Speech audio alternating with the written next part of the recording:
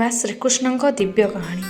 ଭଗବାନଙ୍କ ଲୀଳା ତାଙ୍କର ଜନ୍ମରୁ ଆରମ୍ଭ କରି ଗୋକୁଳର କ୍ରୀଡ଼ା ଯାଏଁ ଯାହା ସଦିଆଁରୁ ଲୋକଙ୍କୁ ପ୍ରେରଣା ଦେଇ ଆସୁଛି।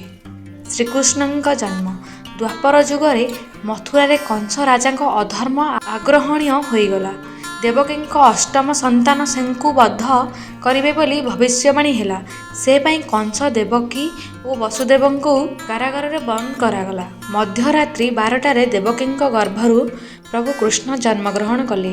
କାରାଗାରର ତାଲା ସ୍ୱୟଂ ଖୋଲିଗଲା। ଯମୁନା ନଦୀର ପାଣି ସମୁଦ୍ରିତ ହୋଇଗଲା। ବାସୁଦେବ ମହାପ୍ରଭୁଙ୍କୁ ଗୋକୁଳରେ ନନ୍ଦ ଯଶୋଦାଙ୍କ ଘରକୁ ନେଲେ।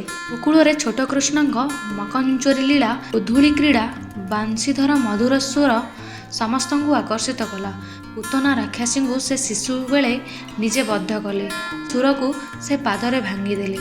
ଯମୁନା ନଦୀରେ ବିଷାକ୍ତ କାଳିଆ ନାଗକୁ ଦମନ କଲେ। ଗୋବର୍ଦ୍ଧନ ପର୍ବତକୁ ତାଳେଇ ଗୋପୀମାନଙ୍କୁ ବର୍ଷାରୁ ରକ୍ଷା କଲେ।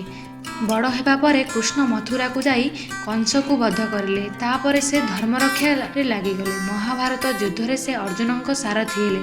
ତାଠାରୁ ଭାଗବତ ଗୀତାର ଅମର ସନ୍ଦେଶ ହେଲା, ସତ୍ୟ ପଥରେ ଚାଲ, କର୍ମ କର, ଧର୍ମକୁ ରକ୍ଷା କର।